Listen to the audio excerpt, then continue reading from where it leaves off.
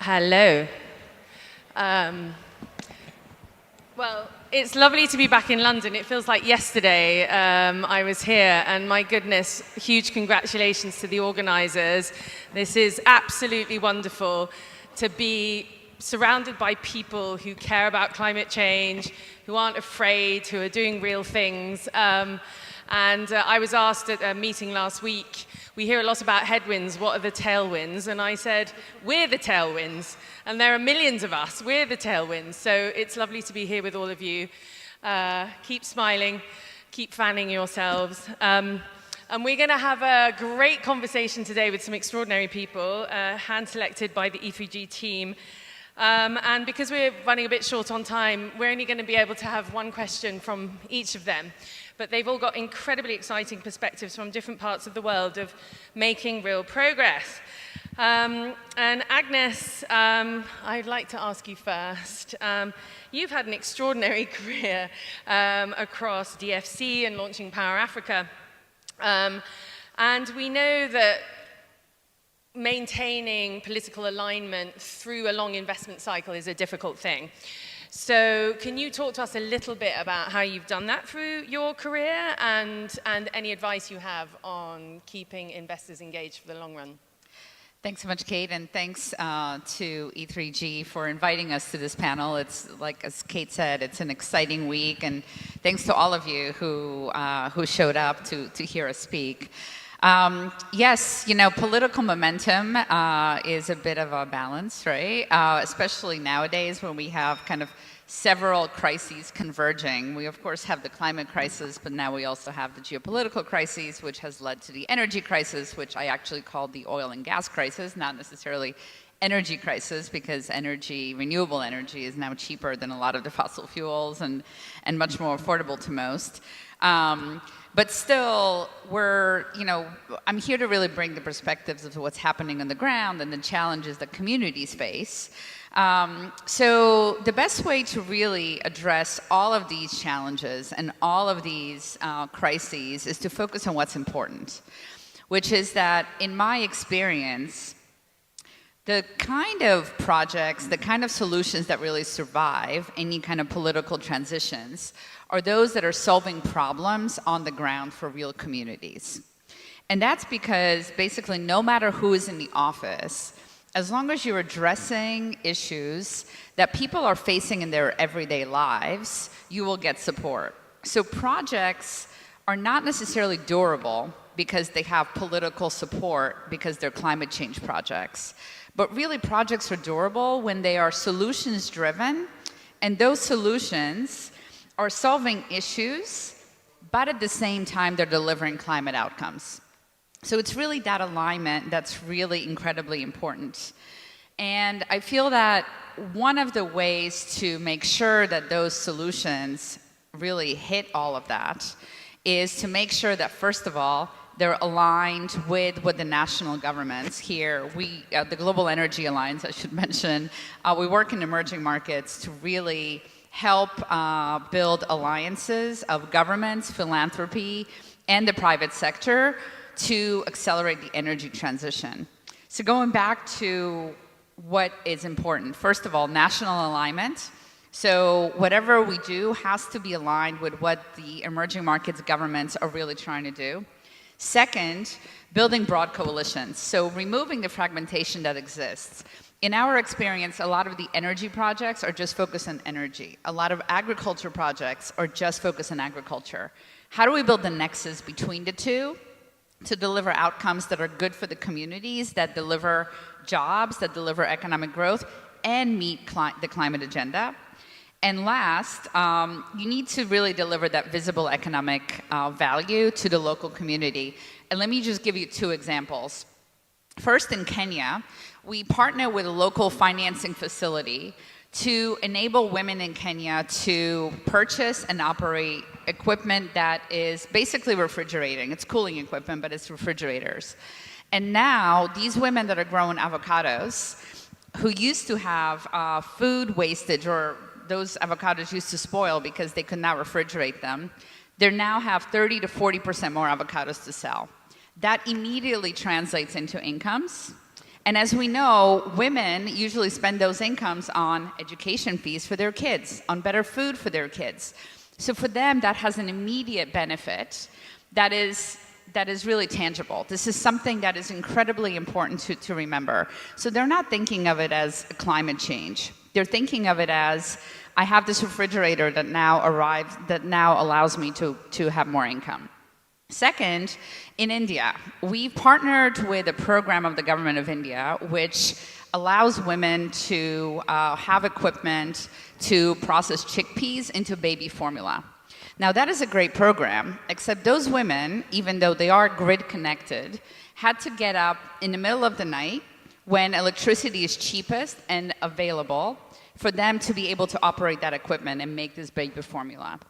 We partner with a local company that provides, that helps them get household solar, and now those same women can process that chickpea flour during the day when their kids are at school and don't have to get up in the middle of the night. And by the way, they can use it for more than 3 hours a day. Before, they only had electricity 3 hours a day. So what they're doing now is, instead of making 80 rupees, they're making 800 rupees. That is a huge change in their life. And obviously, not only is that a huge change for them, it's a huge change for their families, and they really see that and appreciate it. And by the way, talking about the heat, that woman that's sitting at that chickpea meal can now also afford a fan to cool herself off while she is processing that chickpea. And she has the extra income, as I mentioned, to really feed her children and to make her life a lot better. So I think that those kinds of solutions, while they're incredibly important for climate change, also offer those kind of practical solutions, offer the kind of jobs and income growth that really outlast any kind of political environment, and that people will support no matter who is in the office. Thanks so much, Agnes. I want to turn to Jennie now. I mean, we just heard the example of how many extraordinary benefits we can get from tackling climate change, and yet we're facing a horrible barrage of misinformation, disinformation, and confusion. Can you share with us the work that you've been doing, particularly given that now, even in places like the UK, where we had a really strong political consensus, climate change is being caught up in the culture wars? Please tell us how we can get out of this cycle of distrust and identity politics. Sure, yes. I'm here to represent the trenches of information warfare, which is where I spend begrudgingly most of my time, steeped in conspiracy theories and sticky misperceptions and cynical weaponization of climate and energy politics. And I remember in 2024, I was at an event at New York Climate Week that was convened by the UN. And at that event, one of the most prominent climate scientists in the world said verbatim, "We have won the climate story." And I have to say, I was pretty shocked by that statement, because as somebody who spends an inordinate amount of time looking at not only online discourse, but the impact that that's having in the offline world, I can tell you that that's manifestly untrue. But I think that there is a contradiction that currently exists in the data. So if you look at polling in pretty much every context around the world, you will find major majorities are supportive of climate action at the abstract level. So if you ask people, do they believe in climate change and do they want government-led action, they will say yes. And that includes European contexts, G20 countries, US, UK, Australia. But that support is paper thin. And if you scratch below the surface and start to ask people about the granular detail of actual climate mitigation and adaptation policies, suddenly that support falls apart. And that is really where information warfare is now being consolidated. The fossil fuel lobby is very aware that it lost its first battle, and its first battle was denying climate change. So we are in a very different place than we were in the year 2000, but that doesn't mean that we have got to a place where meaningful public mandates have been established. And just to give you, an example of how much this situation has eroded, so I often talk about the kind of 4 horsemen of the mis and disinformation apocalypse. And they are not like this, not us, not now, and it's too late. And pretty much every viral piece of content that you see that is opposing climate policy will in some way relate to one of those 4 horsemen. And if you look at a country like the UK, where, as you said, mere 5 years ago, we were hosting COP ourselves. There was an amazing analysis that was done by Carbon Brief that looked at editorials in the British press, so newspaper editorials about climate change. And in 2021, there were over 150 supportive editorials for climate action and basically none in opposition. In 2025, there were 100 against and only 50 in favor. So you are seeing a precipitous decline in not only coverage of climate policy, but actually favorable public discourse being brokered by legacy media that is talking about the realities of the transition. And instead, what you get are these kind of cultural conversations. Now, there is also something else happening, which is that lawmakers are very influenced by mis and disinformation. And that is one of the main targets of strategic information warfare, is to create a false sense of consensus. And because lawmakers, unfortunately, are quite influenced by news feeds and by legacy media, polling from around the world has showed that if you ask policymakers what they believe the public mandate is, they will underestimate it by upwards of 30 percentage points. 30 percentage points. So they believe that the public are anti-climate action, when actually the public are either agnostic or broadly supportive but need a little bit more information. And I think, one really good case study for how this is all playing out are extreme weather events. So there is a certain complacency within the climate sector that as more and more people experience the impacts of climate change in their real lives, floods, droughts, heat waves, increased storm seasons, that they will automatically become more supportive of climate action. And we have seen repeatedly that that is not what plays out in practice. That yes, there is a strategic window of opportunity where climate becomes a more relevant topic. So yes, it kind of rises up the pecking order of what people are interested in. But that doesn't mean that they de facto become advocates of climate action. And in fact, the kind of intensive trauma and precarity and loss of safety that comes through an extreme weather event is also the perfect fertile soil for people to become swept up in conspiracy movements, in the most extreme forms of climate mis and disinformation. And I would love to talk to people at this event today because I've actually just written a toolkit that is about how you build information resilience into disaster preparedness and response. And I interviewed a number of people for that toolkit, people who are on the front lines of emergency management, and they told me these are completely different tracks in government. Nobody who is working on frontline climate resilience, disaster preparedness and response is thinking about information dynamics, even though we now have 50 or 100 examples where crises have been thrown into complete disarray by the information environments surrounding them. And that has immediate impacts on public safety, in people refusing to evacuate their homes, people not believing what government messaging, but it also has these much more corrosive impacts on people's understanding of climate change as a driver for extreme weather. So it's the kind of continued politicization and weaponization. I think where I just want to leave it is by saying, kind of bringing that point home, that information integrity has to be a part of climate action in the way that policymakers talk about implementation. And all credit to Brazil. I know we have the former COP president here, is that for the first time ever last year, information integrity was included as a formal work stream within the COP agenda, and Brazil has shown extraordinary leadership along with the UN in launching the Global Initiative on Information Integrity on Climate Change, which is a bit of a mouthful but has very good intentions. And that is a good step forward, but I would really urge the climate sector to stop viewing itself at the mercy of information environments as if it has no control over these things. It's constantly going to have to try and outcompete viral disinformation on social media. That is not a viable strategy going forward. And instead, as our youth advocates were talking about in the panel just now, we need to be thinking a lot smarter about trust architecture and the fact that you can actually bypass news feeds. You don't need to rely on TikTok to get your message across. You don't need to be fighting your battles out on Twitter and on Facebook. Instead, you should be thinking much more creatively about who interfaces with the public on an ongoing basis and why they might be incentivized to become ambassadors for climate messaging and to really broker that really needed dialogue with the public at this juncture in the transition. Thanks so much, Jennie.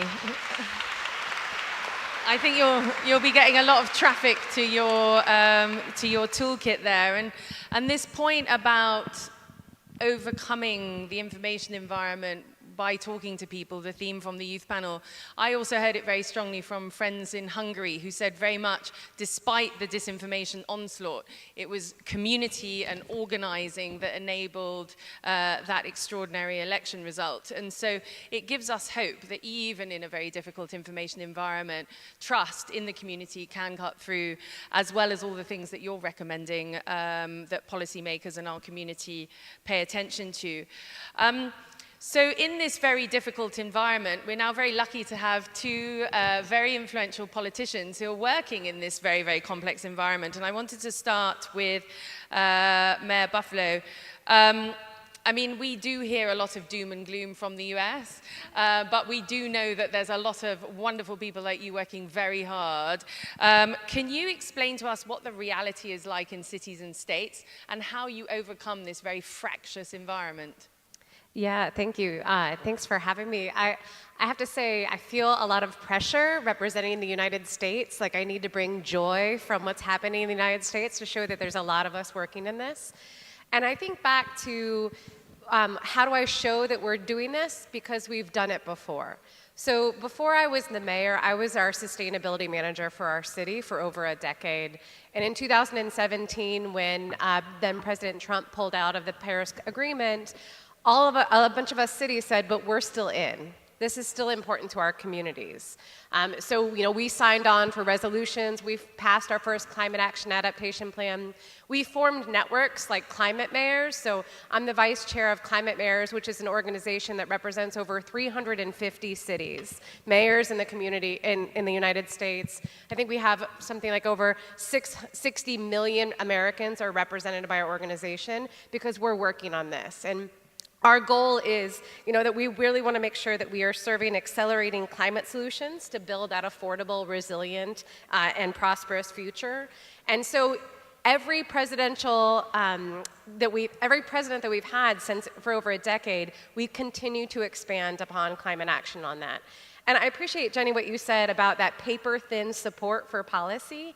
And the way that we do this is because people don't experience policy, right? They experience comfort in a well-insulated home. They experience joy in a tree-lined street.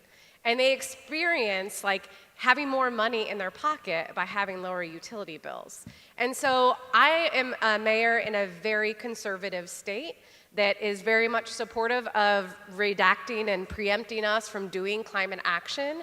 But our community continues to do it. We just might use different terminology for doing it, but I do talk about it, right? And so that the ideas around misinformation, I just bring it back to our local experience, which we hear at every climate week that you attend, regardless of the country that you're in.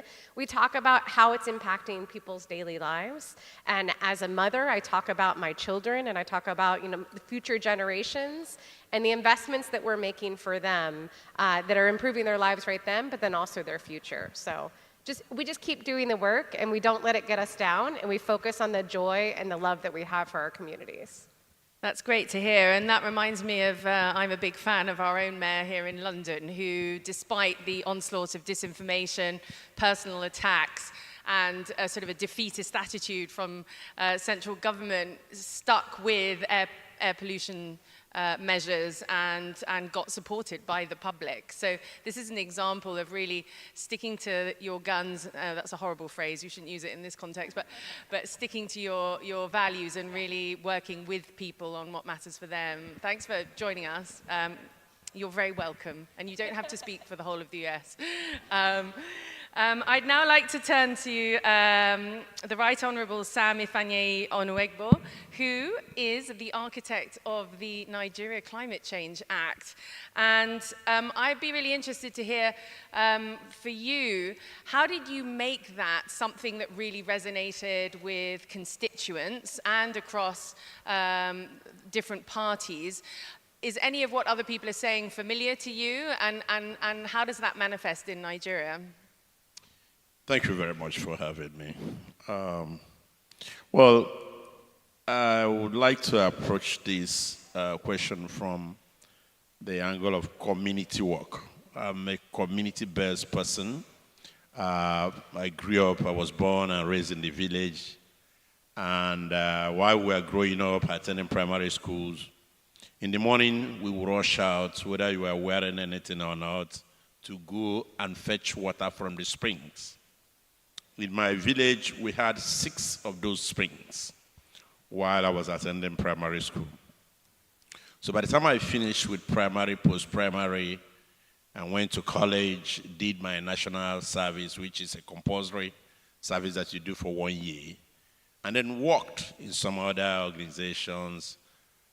By the time I got back to the village, just within a space of about 25, 30 years, I now discovered that 5 out of the 6 springs from where we used to draw water or used to fetch water, they had dried up.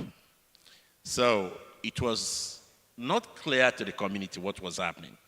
So when I was now opportuned to be elected to represent my federal constituency of about 3 local governments, I was appointed the chairman of House Committee on Climate Change. And then I started reading a lot of things. And I realized that even apart from the rivers, apart from the springs that had actually disappeared, then we were suddenly beginning to get big gully erosions and all that. So this things actually prepared me for the task. And when I pushed for the first time, I realized that there had been unsuccessful efforts in the past, before I got to the National Assembly or the Congress, to get a climate change bill. They had that effort, they made that effort in the 6th Assembly, it failed, probably due to lack of awareness and lack of interest. And then they also made another effort in the 7th Assembly. I got in the 8th Assembly, I sponsored the bill, and still, it failed. I now looked out and discovered that it was not just a question of lack of interest. I realized that within the bureaucracy, there were individuals who were benefiting from the system because they by then operated in silos in different locations. Nobody was, clearly accountable to the government. There was no central structure. So I had to work very hard, pull along my colleagues, and then based on that, we spoke to some of the critical ministries. Because, like when in those days we went to Harvard, you discover that if you are studying anything on leadership, just know that there must be power centers, and you have to look out for them. Otherwise, you'll run into problems. So I had to discover those power centers and work with some other ministers to be able to talk to those people. And then from there, we are now able to get the bill passed in the House of Reps, and then we moved it to Senate. But even at that, there was still resistance. But I'm happy that at the end of the day, I've been able, by the grace of God, not by my power, to contribute in a small way in creating awareness. And with that awareness and being able to get the bill to pass and assented to by late President Buhari, today you see that so many Nigerians have keyed into the issue of climate change. And on top of that, we have also had laws or acts of parliament that, for instance, the 2023 Electricity Act, that has actually opened up the opportunities and discussed issues of mini-grid to cover unserved and underserved areas. So this way, awareness is picking up and people are coming on board, and very young people are into that. And that's why in the Act, we have to make provisions for climate change to be taught in the primary, secondary, and tertiary institutions. In addition, we also provided in the law that in every ministry, department, and agency, MDA, that there should be someone that oversees a climate change desk, and that person should be not below the rank of a director. so as to be able to make provisions when you are doing appropriations, to be able to set aside money for your department and be able to process it through the PAMSEC and then get it into the budget. Such a thing never existed in the past. So in all, I think we have made some effort. And today in Nigeria, the issue of climate change, we are not bothered by what others are saying, whether in the US or elsewhere. We know, we have seen it, whether through desertification, gully or coastal erosion, and of course, the challenges that have coming from oil companies where you have spills. So I think we have made significant progress, and I'm happy that we're having the opportunity to have this little conversation.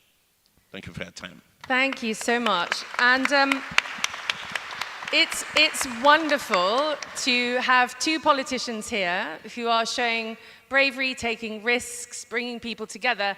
And politicians often don't get thanked, and usually less at home than overseas. So can we just give a round of applause for two politicians who are doing the right thing in leadership? Thank you.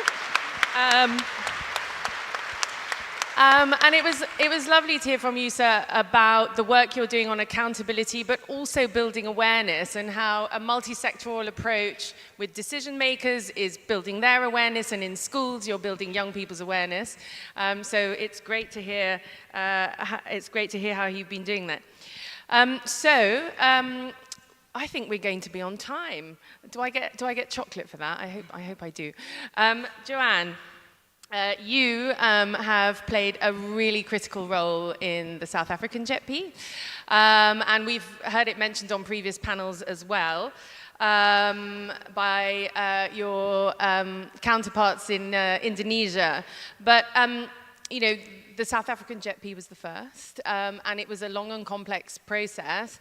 But what is so admirable is the way that you've managed to connect the international negotiations in deeply local issues, and how you've created what others were referring to earlier as trust architecture, essentially, your own governance around it. Can you reflect on your experience, and what advice do you have for others who want to make those local global connections, who want to make finance flow, but who really want to reflect local opinion? Okay, you're asking, well, firstly, thank you very much for inviting us to talk here. Our work is very increasingly national, but fundamentally this is an international program. It started from the COP the agreement at the COP in Glasgow. At its heart, there is still an international partnership that is very active and that we've kept alive now, with very regular interaction for the entire period of the process. And it's fantastic for us to be in a situation where we can interact with fundamentally our partners on the other side in a more direct way. A lot of people have asked me this week in London whether the JET in South Africa still exists. And it does, and I think that talks to the issues that Jennie was raising. We are incredibly fortunate that we've had very, very strong political leadership for the work that we've done, right from our president down across government. And we talk about South Africa moving into a low carbon and climate resilient development path. So we've said that the only viable development path that we can see for our country is one that is climate aligned. And our president in every international forum that he attends will talk to it, and nationally as well. But in making the JET real, I think there are three things that we have had to do. The first thing is that we've had to pull together a governance structure for the work that we do that really brings together the whole of government. We have an interministerial committee. On it, we also have the representatives from the provinces that are most affected, in South Africa's case, by coal transition. We have representatives of our development finance institutions, and we are able to report into the highest level of government around the work that we do. So I think that is the one thing is really important, to keep that alive and real. The second thing that we've done is to say that if we are talking about a climate-aligned development path, it's got to be completely integrated into the operations of government. And the way that we work, I work in a delivery unit that is based in the Office of the Presidency.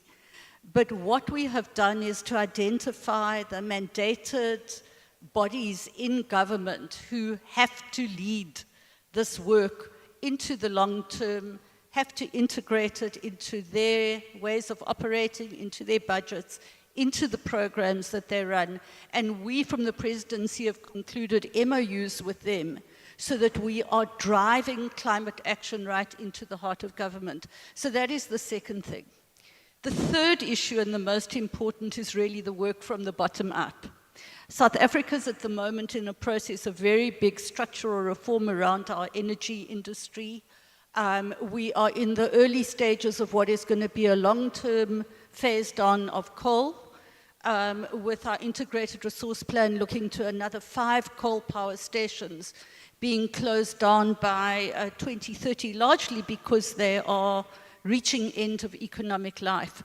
But it affects a very concentrated group of industrial workers very seriously. And what we have done is to set up a set of institutions in order to be able to, from the ground up, to generate the kinds of initiatives that affected workers and communities would see that would really support them in the transition that is coming. We've set up a funding platform. We are trying to match illicit projects, provide project preparation support to those communities, and then ensure that the donors and the funders and the investors coming in are much more tightly and clearly linking what it is that they are investing into the needs that are coming from the ground. And I think that that is actually the most important part of the work. Missing, I think, is the information and public education piece, but I think it's something that we are starting to build alongside with the broader climate ecosystem in South Africa. Thanks. Thanks so much, Jan. And thanks to the panel for being so disciplined and thoughtful in your remarks. And talking of courageous politicians, I just saw Teresa Ribera walk in, who is one of the most extraordinary champions for these issues globally. So thank you for being here, and I'm sure everyone will stay for your talk as well. I just wanted to thank the panel. You're all working on very difficult issues at a very difficult time. And Joanne, the work that you've been doing in South Africa has inspired an entire movement on country platforms. There's now a country platform knowledge hub that was launched in Belém. Lots of countries, some focusing on energy, some integrating water and agriculture, really looking at a country-led approach. And this was a really important piece of the Global Partnerships Conference that the UK and South Africa hosted together here just a few weeks ago. So your work has had ramifications about the future of international cooperation. So huge congratulations to South Africa for the work and the generosity with which you share all the knowledge all the time. So with that, I'm going to wrap up. Can we please give a round of applause to this wonderful panel? And I will hand back to, I'm guessing, someone who's going to, somebody who's going to introduce the next one. Thank you very much.